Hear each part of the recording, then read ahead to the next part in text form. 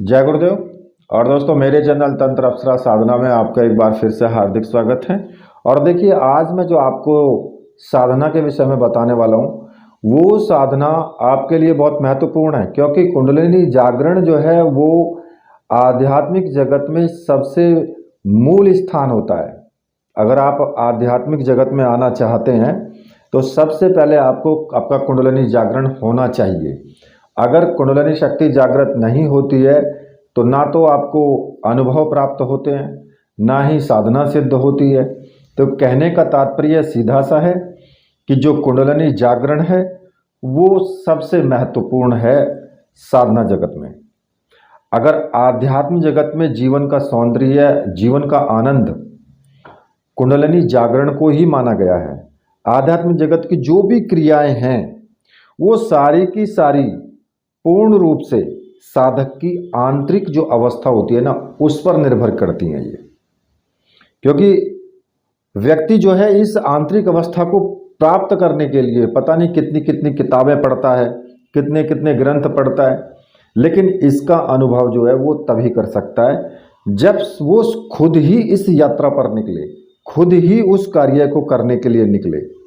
क्योंकि अगर आप कहते हैं ना कि ग्रंथ पढ़ने से क्या होगा कि व्यक्ति भ्रमित होने के अलावा कोई भी अन्य ठोस तथ्य उसको नहीं प्राप्त हो सकता है। और अगर आप ग्रंथ पढ़ें या पुस्तक पढ़ें या फिर ज़्यादा से ज़्यादा यूट्यूब पर वीडियोस देखें तो उसके सबसे पहले आपके सामने क्या होगा, भ्रमित हो जाओगे आप। एक ऐसा चित्र आपके दिमाग में आ जाएगा कि उसमें आप भ्रमित हो जाओगे। क्योंकि मैंने अक्सर देखा है कि जो अप्सरा साधनाओं के बारे में ज़्यादा वीडियोस देखते हैं, इधर उस चैनल पर वीडियो देखी, उस चैनल पर वीडियो देखी, पता लगा कि भ्रमित हो गए। दूसरे ने कुछ बता दिया, दूसरे ने कुछ बता दिया, आगे गए तो उसने कुछ और बता दिया। कहने का मतलब कि भ्रमित हो चुके हो।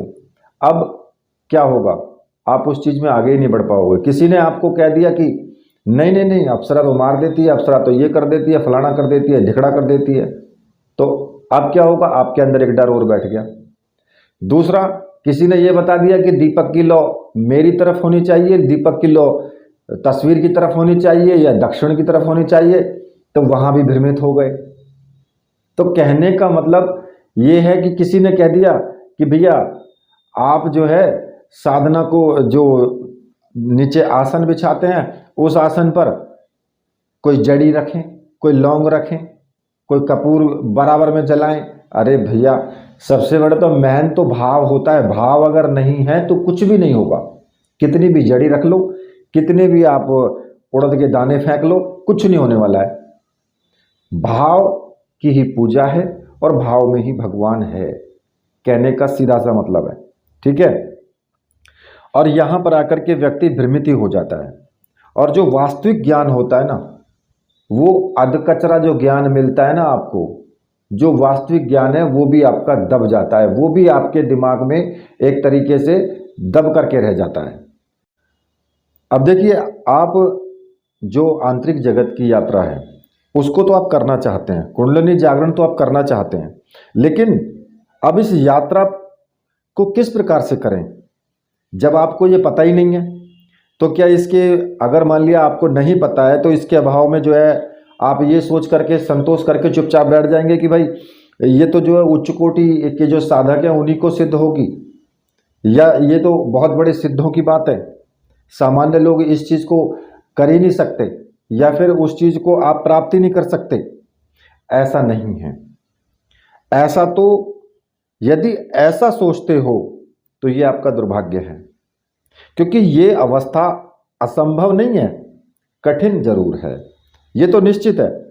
क्योंकि कुंडलिनी जागरण की जो क्रिया है उसके आनंद, उस एक तरीके से आध्यात्म के आनंद की यात्रा कहा गया है, एक उल्लास की यात्रा है और पूर्णता की यात्रा है। अगर आपका कुंडलिनी जागरण हो जाता है, मूलाधार से सहस्रासार तक की जो यात्रा है वो कुंडलिनी जागरण उसको बोला गया है।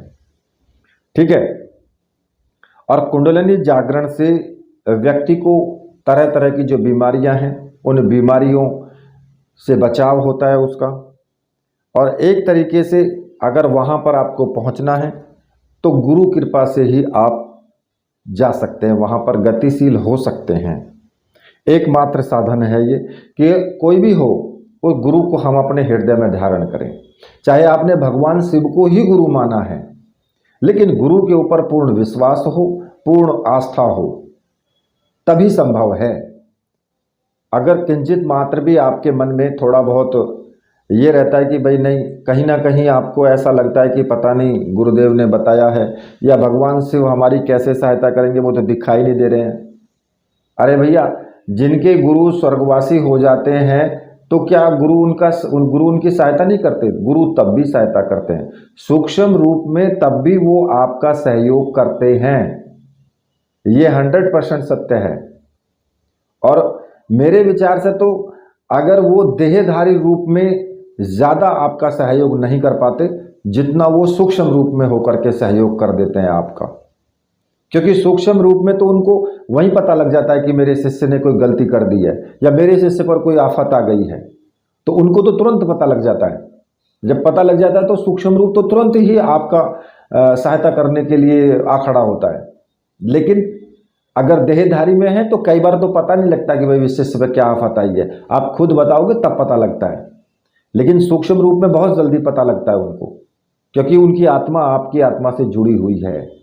इसलिए ये मत समझो कि भाई सूक्ष्म रूप में है तो वो सहायता नहीं करेंगे, ये सब सोचना गलत है। अब देखिए, कुंडलिनी जागरण की जो साधना है उसको बताने से पहले मैं आपको इन 7 चक्रों के बारे में बता देता हूँ थोड़ा सा, ठीक है? मतलब संक्षेप में मैं आपको बता देता हूँ कि कुंडलिनी जागरण का जो प्रथम चरण होता है वो मूलाधार चक्र है, और इसके लिए मैंने एक साधना पहले भी डाली है मूलाधार चक्र को जागृत करने के लिए, ठीक है? जो मूलाधार है, मूलाधार से ही हमारी कुंडलिनी शक्ति जो है वो शुरू होती है, और ये चक्र जो है रीढ़ की हड्डी के बिल्कुल ठीक मूल में स्थित है, जड़ में स्थित है ये, ठीक है? और इस चक्र का जो स्वरूप है ये 4 दलों वाला कमल के रूप में माना जाता है, और इन 4 दलों के जो लाल रंग के ये चारों दल हैं, और प्रत्येक कमल बल का बीज जो है, जो कमल दल है उसका प्रत्येक बीज, उसके प्रत्येक मतलब कमल के जो दल है उसका एक एक उसका जो है बीज मंत्र है, ठीक है? अब यहाँ मैं इतना तो विवेचन नहीं करूँगा। और ये जो है पृथ्वी तत्व को आपकी को दर्शाता है। साधक की जो अपान वायु होती है उसके द्वारा ये चैतन्य, इसको अपान वायु जो है चैतन्य बनाता है इसको, और इसके जागृत होने से साधक जो होता है उसकी समस्त भौतिक संपदाओं को प्राप्त करने में वो समर्थ होता है। और इसके जो अधिष्ठाता देव हैं वो ब्रह्मा जी हैं, ठीक है? और इसकी जो बीज मंत्र है वो लम है। इसके बाद जो आता है स्वादिष्ठान चक्र आता है, और ये चक्र जो होता है ये कुंडलिनी शक्ति का दूसरा द्वार है ये, और ये चक्र मूलाधार से ऊपर स्थित होता है, और इस चक्र में 6 दलों का कमल होता है, और प्रत्येक कमल दल का बीज मंत्र होता है, ठीक है? और अपने आप में ये एक तेजस्विता युक्त होता है ये दल।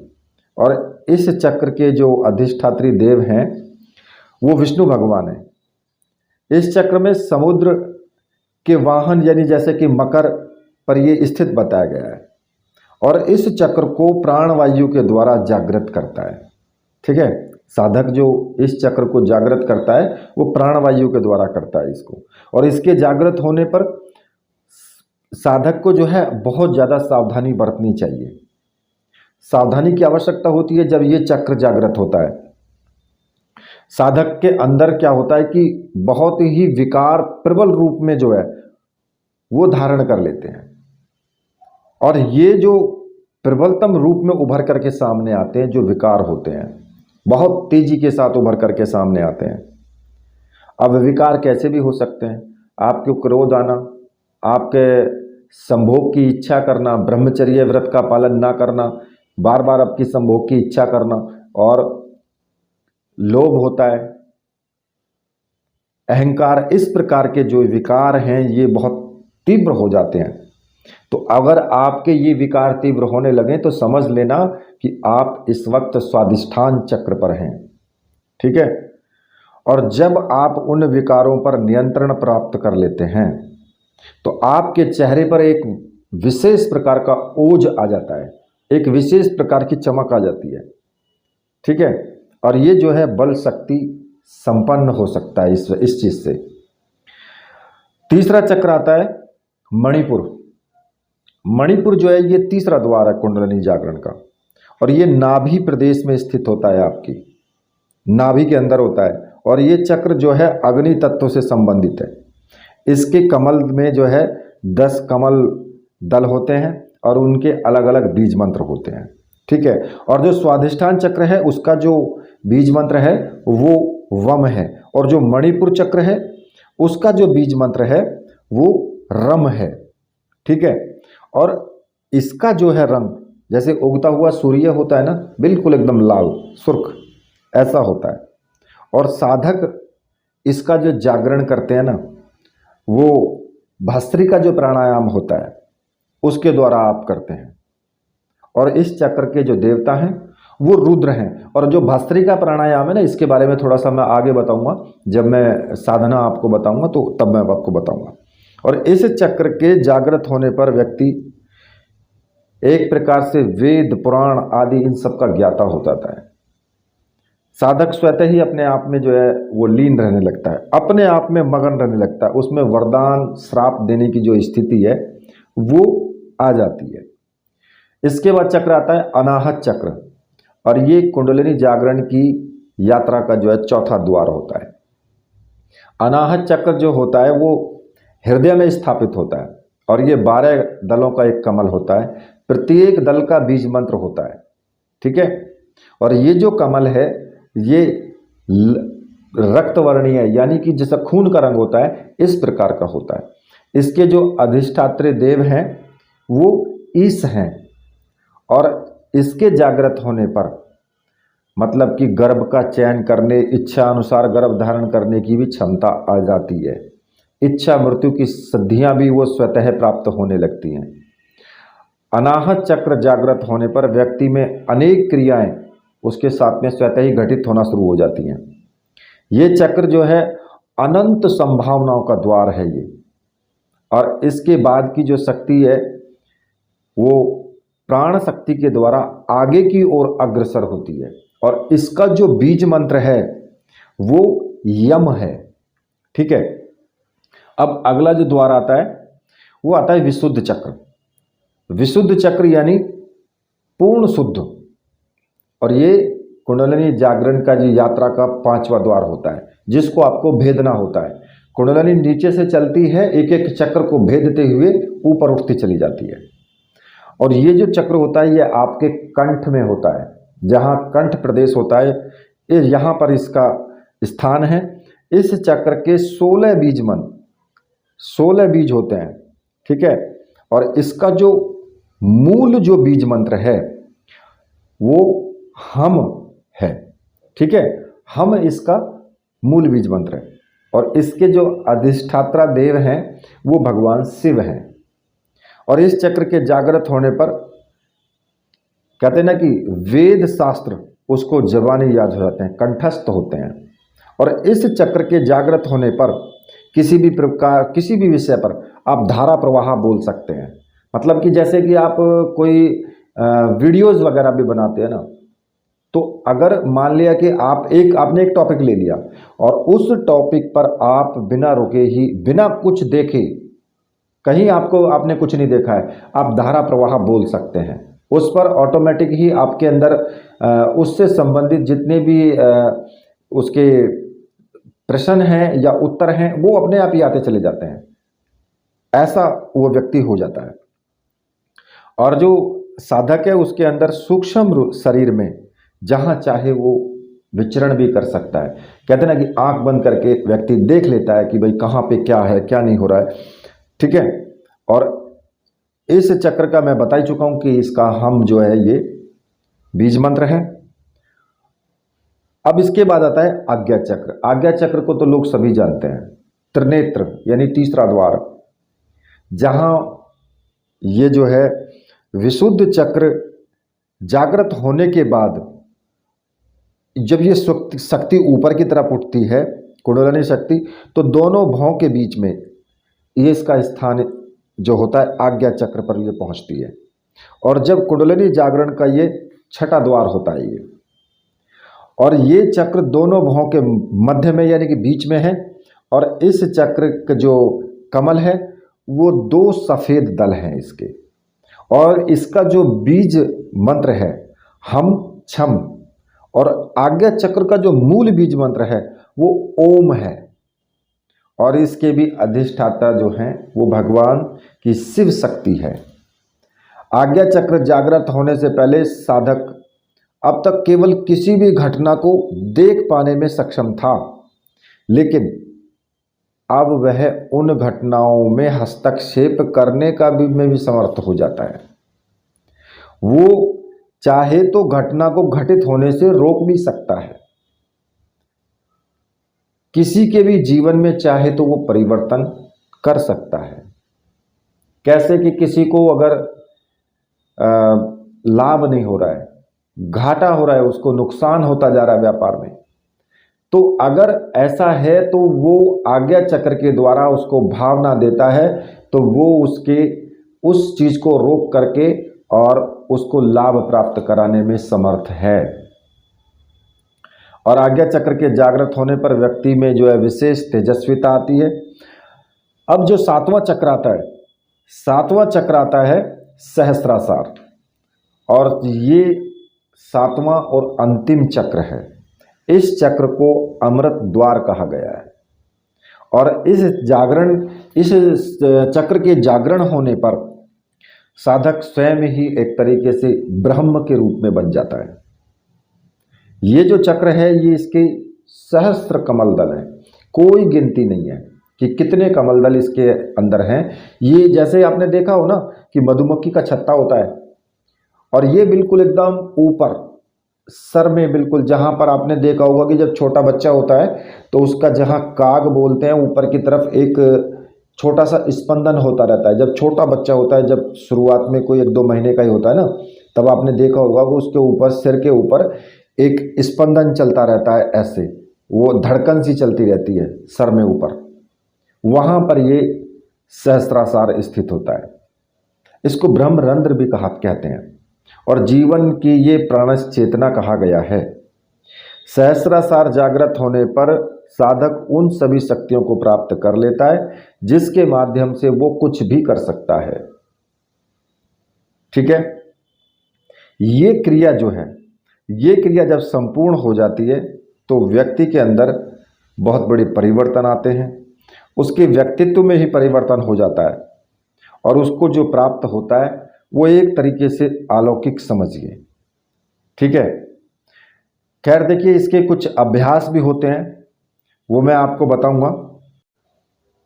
अब देखिए आपको जो साधना करनी है कि मंत्र के माध्यम से भी आप अपनी कुंडलिनी शक्ति को जागृत कर सकते हैं। अब वो किस प्रकार से करनी है वो मैं आपको बता देता हूँ। देखिए आपको इस साधना को करने के लिए केवल 2 सामग्रियों की आवश्यकता होती है, कुंडलिनी जागरण यंत्र और हकीक माला। और ये दोनों सामग्रियां मंत्र सिद्ध और प्राण प्रतिष्ठा युक्त तो होनी चाहिए। और अगर आपको ऐसी सामग्री चाहिए तो मैंने व्हाट्सएप नंबर दिया हुआ है वीडियो में, आप वहां से मुझे व्हाट्सएप करके और वो सामग्री आप प्राप्त कर सकते हैं। और देखिए सामग्री आपको 100% मिलेगी, इसमें किसी भी प्रकार का संशय करने की आवश्यकता आपको नहीं है। जब ये सामग्री आपको प्राप्त हो जाए तो फिर आपको क्या करना होता है, अपने ही पूजा घर में आप ये साधना कर सकते हो। इसमें कोई एकांत रूम की आवश्यकता नहीं है कि भाई आप बिल्कुल एकांत में ही बैठें, क्योंकि वो टाइम ऐसा होता है सुबह का टाइम, क्योंकि प्रातः काल में आपको साधना करनी है। 4 बजे से 6 बजे के बीच आप साधना करेंगे, और ये टाइम ऐसा होता है कि प्रत्येक घर का व्यक्ति नहीं उठता है, सब सोए हुए रहते हैं। आप उस वक्त उठेंगे, स्नान आदि करेंगे। अगर सर्दी है तो भाई गर्म पानी कर लो, अगर गर्मी है तो फिर आप ठंडे पानी में नहा सकते हो। और स्नान आदि करके श्वेत वस्त्र धारण करें, सफ़ेद रंग के वस्त्र धारण करें। और आसन आप कैसा भी ले लें, सफ़ेद, पीला, लाल जो भी है आपके पास में। सामने लकड़ी की चौकी हो, उस पर कैसे भी रंग का कपड़ा बिछा लें, और उत्तर दिशा की तरफ मुख करके बैठ जाएं। आपका मुख उत्तर दिशा की तरफ हो, सामने अपने गुरु जी का चित्र रख लें और भगवान शिव का चित्र रख लें। बस अगर भगवान शिव ही आपके गुरु हैं तो उन्हीं का चित्र रख लें, और अगर आपने किसी और को गुरु माना है तो आप उनका चित्र रखें। ठीक है। एक घी का दीपक जलाएं और एक प्लेट में थोड़े से चावल बिछा करके जो कुंडलिनी जागरण यंत्र है उसको स्थापित कर दें, और साथ में धूप बत्ती अगरबत्ती जो भी आप जला सकते हैं। अगर पुष्प हैं तो रख लें, नहीं है तो कोई बात नहीं है। अब आपको क्या करना होगा कि दीपक जला करके, अगरबत्ती धूप बत्ती जला करके सबसे पहले अपने गुरु को प्रणाम करें। गुरु जी को सिंदूर का टीका लगाएं, अपने मस्तक पर भी टीका लगाएं और यंत्र पर भी आपको सिंदूर का टीका लगाएं और पुष्प चढ़ाएं और गुरुदेव से प्रार्थना करें कि गुरुदेव, मैं ये कुंडलिनी शक्ति जागरण करने जा रहा हूँ, आप मेरी कुंडलिनी शक्ति को जागृत करें, क्योंकि मेरी तो कोई बिसात नहीं है कि मैं कुंडलिनी शक्ति खुद जागृत कर सकूं, ये तो आप ही कर सकते हैं। आप मेरी कुंडलिनी शक्ति को जागृत करें और मुझे पूर्णता दें। और ऐसा कह करके गुरु मंत्र का, अपने गुरु मंत्र का, जो भी आपका गुरु मंत्र है उसका एक माला का जप आपको कर लेना है।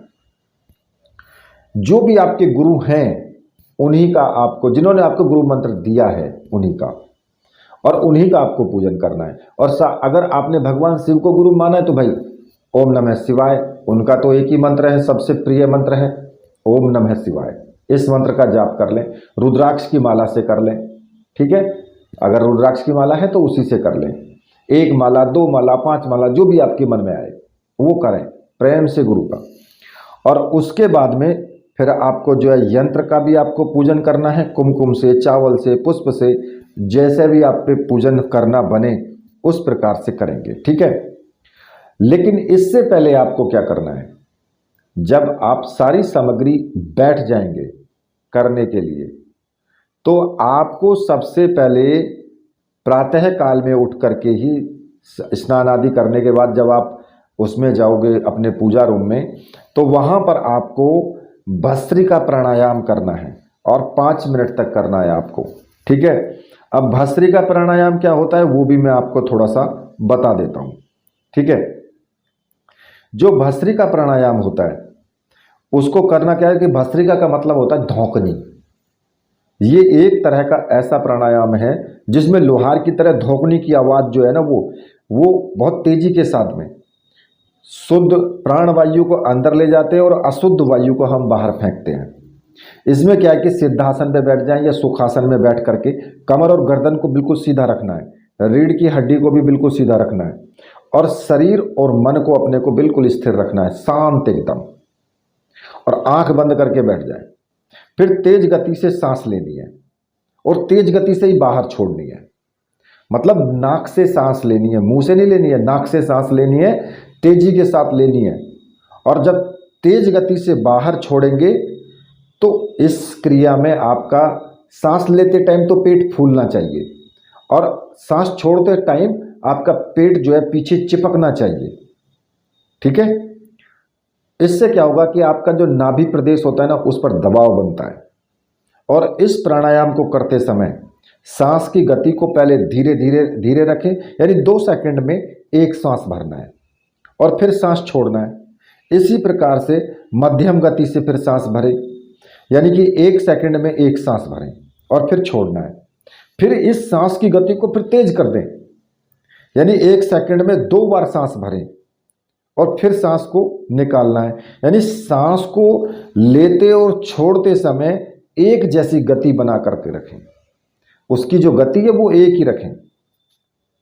और वापस जब आप सामान्य अवस्था में आ जाओ तो गति को धीरे धीरे धीरे धीरे कम करते जाएं और अंत में एक गहरी सांस लेकर के फिर सांस को निकालते हुए पूरे शरीर को ढीला छोड़ देना है लास्ट में।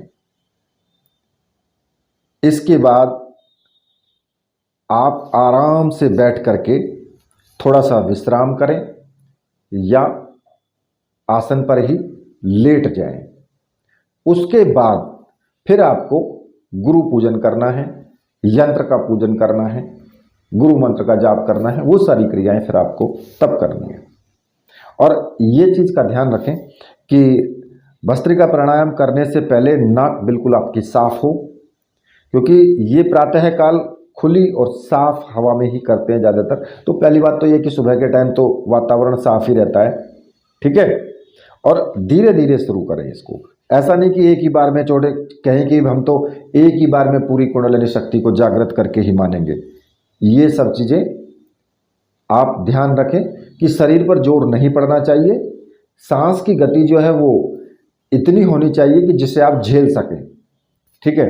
और देखिए, ये जो है जैसे कि किसी को बीपी की प्रॉब्लम होती है, जिनका उच्च रक्तचाप होता है, या जिनको हृदय रोग है, हार्ट की प्रॉब्लम है, या हर्निया है, उनको दमा है, टीबी है, अल्सर है, पथरी है, या मिर्गी की बीमारी है, या किसी भी स्ट्रोक से ग्रस्त वो व्यक्ति है, उसको कोई पहले स्ट्रोक लगा हो, या गर्भवती महिला, इसका अभ्यास ना करें बिल्कुल भी, ठीक है।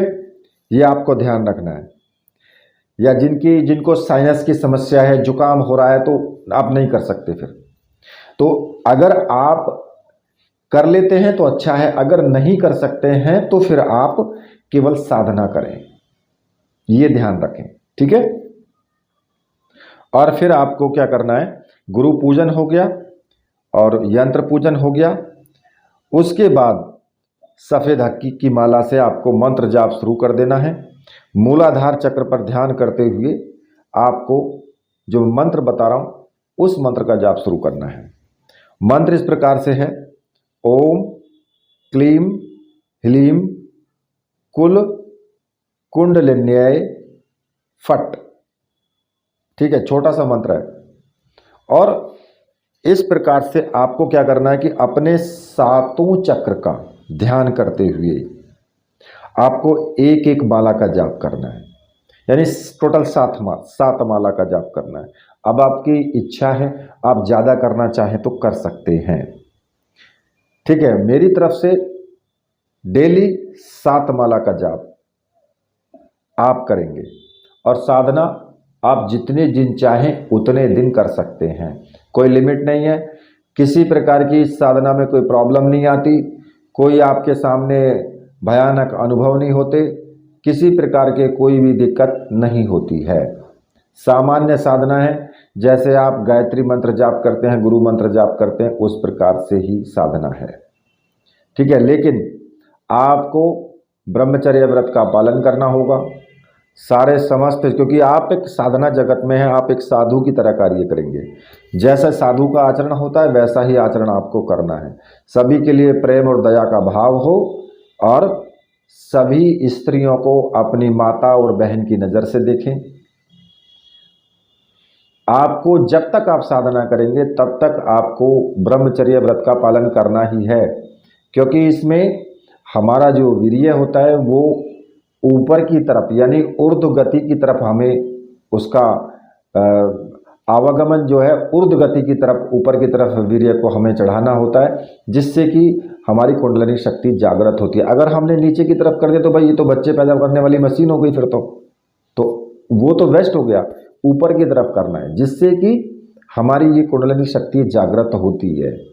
इसीलिए ब्रह्मचर्य व्रत का पालन करना बताया गया है, ठीक है।